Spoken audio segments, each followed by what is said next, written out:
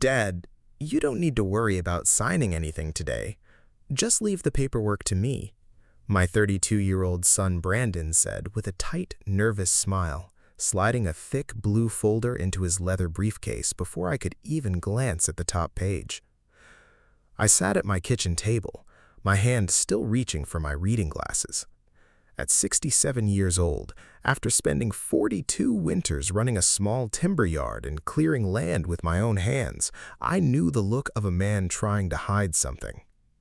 Brandon was my only son. I had raised him alone after my wife passed away when he was 7.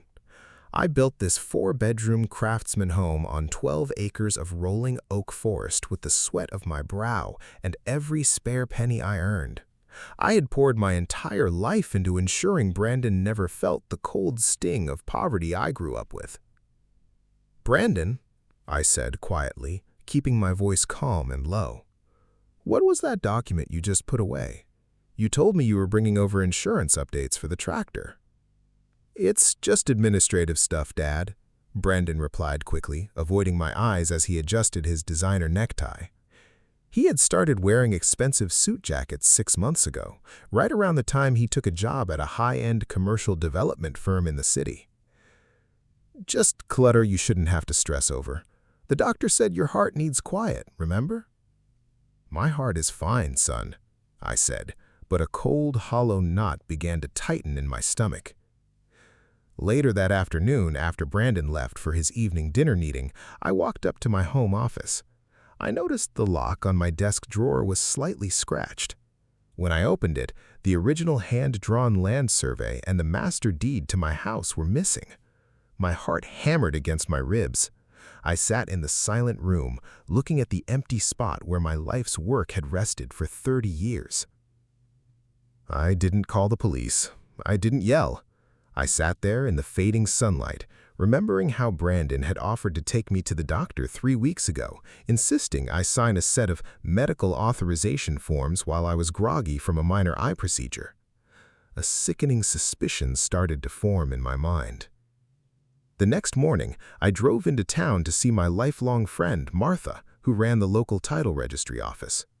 Martha took one look at my face and ushered me into her small back office. "Arthur, what's wrong?" Martha asked, pulling up her computer portal.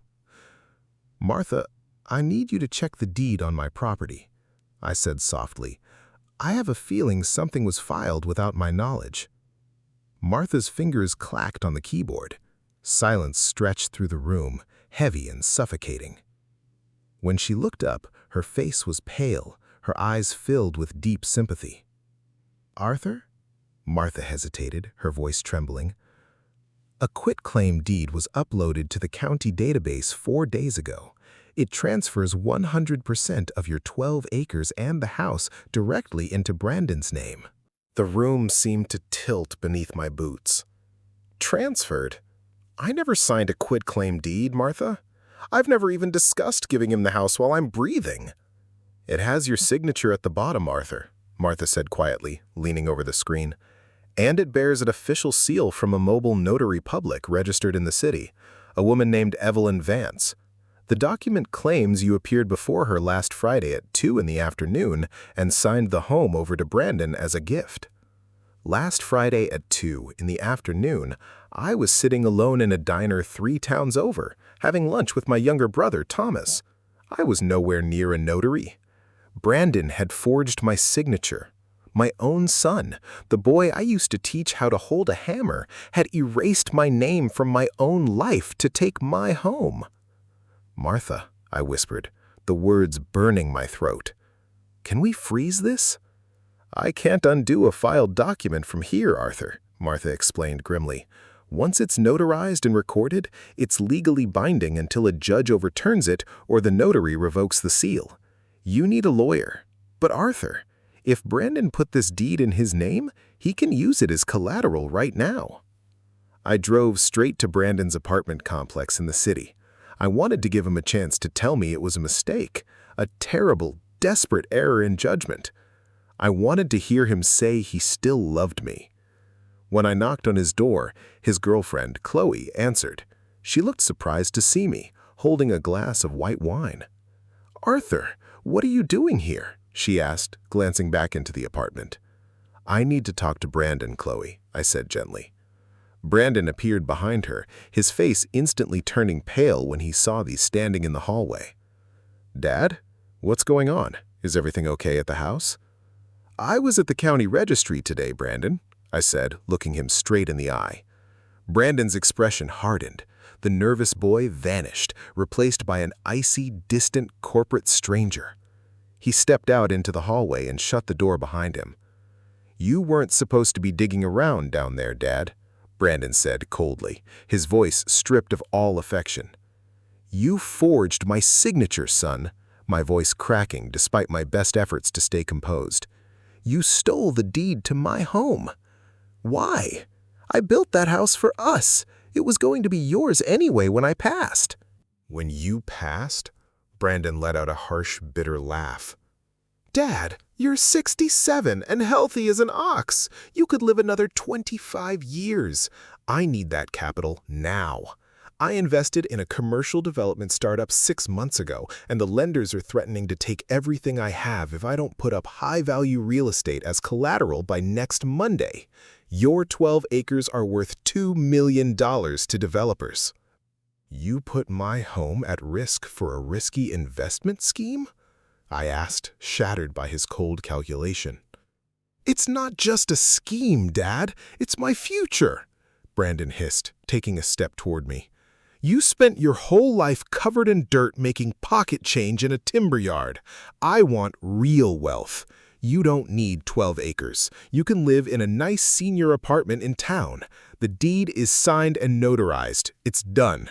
Don't fight me on this, Dad. You'll just embarrass yourself in court, and you don't have the money for a long legal battle."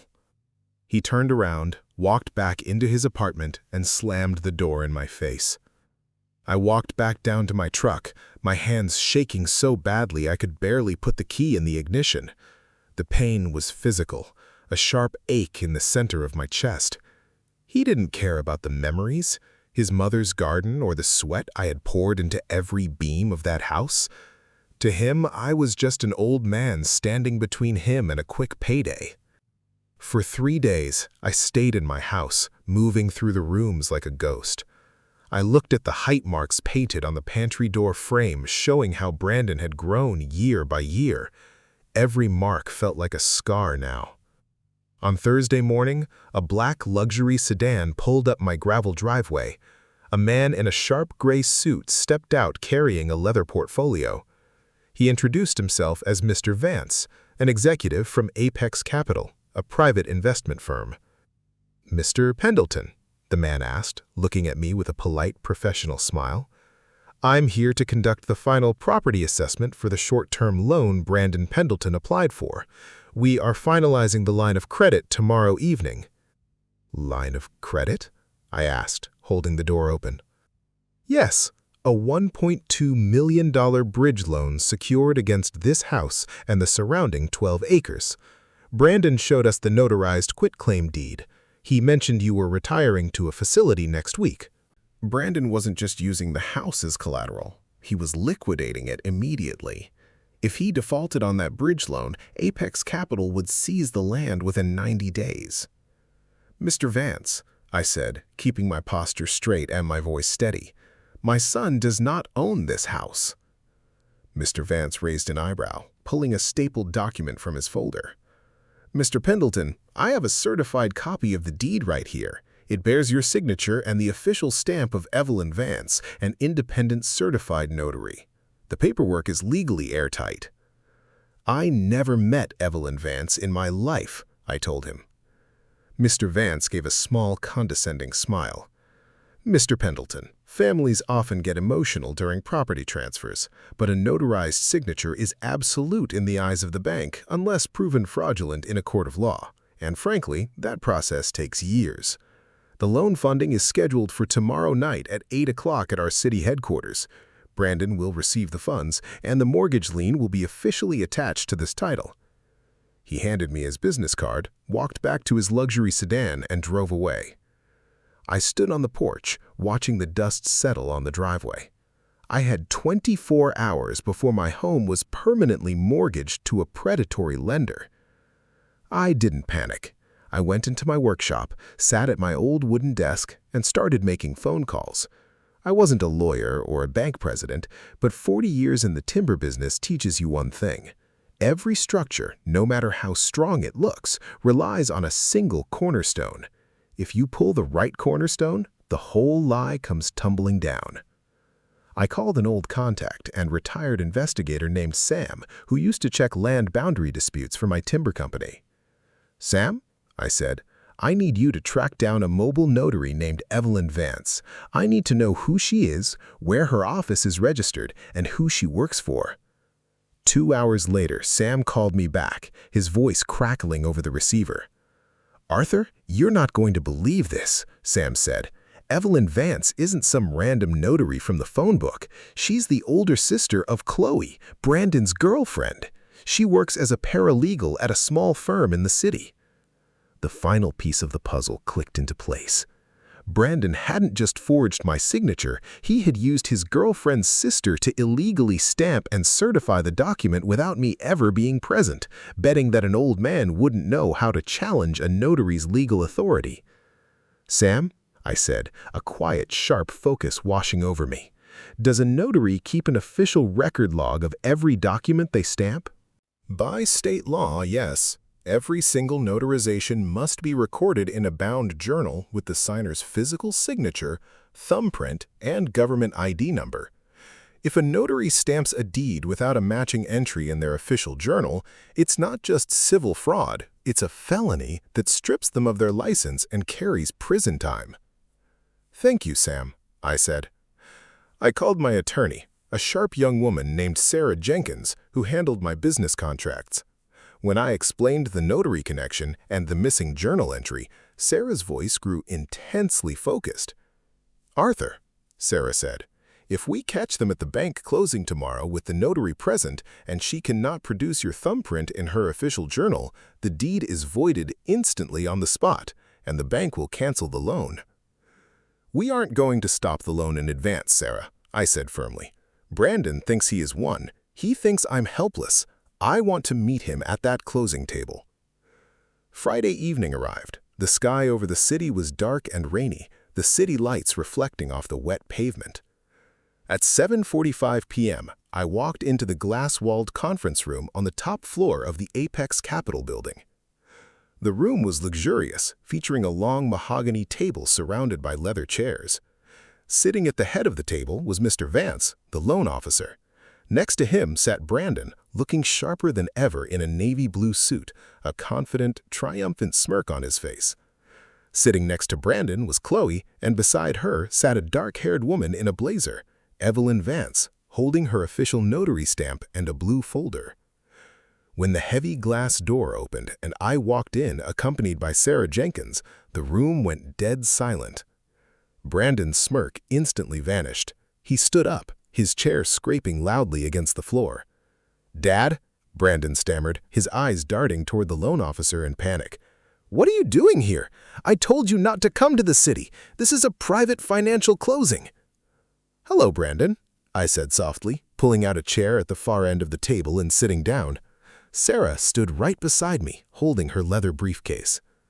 "Mr. Pendleton?" Loan Officer Vance said, frowning as he looked up from his paperwork. "This closing is for Brandon Pendleton as the sole property owner. Why are you here?" "He's just here to cause a scene because he's emotional about moving," Brandon interrupted loudly, turning to Mr. Vance with desperate sweat glistening on his forehead. "Ignore him, please. Let's just sign the final disbursement papers. Evelyn is here. She's the notary who validated the deed transfer last week, so everything is legal." Evelyn Vance shifted uncomfortably in her chair, avoiding my gaze as she pulled the stamped quitclaim deed out of her folder. "Yes, everything was executed according to protocol," Evelyn lied smoothly, though her fingers were trembling slightly as she touched her stamp. Sarah Jenkins stepped forward, resting both hands on the mahogany table. "Is that so, Miss Vance?" Sarah asked, her voice ringing out like a silver bell in the silent room. Because under State Notary Code Section 402, every mobile notary is required to maintain a sequential official notary journal. In that journal, every grantor must provide a physical thumbprint and present a verified government photo ID at the exact moment of signing. Evelyn's face instantly lost all color. Her lips parted, but no sound came out. "What is the meaning of this?" Mr. Vance asked, his eyes narrowing as he looked between Sarah and the notary.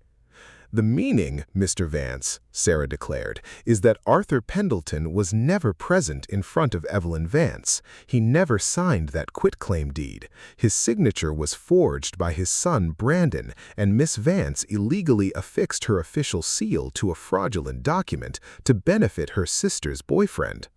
"That's a lie!" Brandon shouted, slamming his fist onto the table. "My father signed it in front of her last Friday. He's just regretting it now because he's getting old and senile." "Then produce the journal," I said. My voice wasn't loud. It was low, steady, and filled with 40 years of authority. I looked straight at Evelyn Vance. "Miss Vance," I said gently, "open your official notary journal right now. Show Mr. Vance and my attorney my thumbprint and my driver's license number dated last Friday at 2 o'clock. The silence in the room became absolute. The only sound was the hum of the air conditioner and the heavy breathing of my son. Evelyn Vance looked at Chloe, then at Brandon, her eyes wide with rising terror. She knew that lying to a bank officer and a licensed attorney while holding a state commission was a fast track to a state penitentiary. "Evelyn, show them the book," Brandon demanded, turning to her, his voice rising in pitch. "Show them the signature." I can't," Evelyn whispered, tears welling up in her eyes. "What do you mean you can't?" Brandon screamed, taking a step toward her. "Because he wasn't there, Brandon." Evelyn broke down, covering her face. "You brought me the paper already signed. You swore to me your father agreed to it. You said he was too sick to travel to the office. I stamped it as a favor to Chloe, but I never got his thumbprint. I don't have an entry in my journal." Mr. Vance pushed his chair back from the table as if he had just touched hot iron. His face turned thunderous. "Cancel the loan disbursement immediately," Mr. Vance ordered his secretary through the intercom. He turned to Brandon, his voice cold and filled with disgust. "You brought a forged deed and a fraudulent notary into my boardroom to secure a $1.2 million line of credit. That is federal loan fraud." "No, wait! Mr. Vance, please!" Brandon begged, rushing over to the loan officer's desk. "It's a family misunderstanding. We can fix this. My dad will sign it right now. Dad, tell him you'll sign it." Brandon turned to me, dropping to his knees beside my chair, grabbing the fabric of my trousers. His face was distorted with weeping, desperate panic. "Dad, please!" Brandon sobbed, looking up at me. "If this loan falls through, my investors will sue me into bankruptcy. I'll lose everything. I'll go to prison. Please, Dad, just sign the paper right now. Tell them you gave me the house. You love me, don't you?" I looked down at my son, the boy I had cradled in my arms when he was a feverish toddler, the boy I had worked 60 hours a week to put through college. The pain in my heart was overwhelming, but underneath the pain was a quiet, unshakable truth. Helping him cover up his crime wouldn't save him. It would only complete his moral destruction. "I do love you, Brandon." A single tear spilled over my eye and traced down my weathered cheek. "I loved you enough to spend my life building a home for you. But you didn't want my love. You wanted my blood." I slowly reached down, took his hands off my trousers, and stood up. "Sarah," I said to my attorney, "please give Mr. Vance the formal affidavit revoking the deed recording."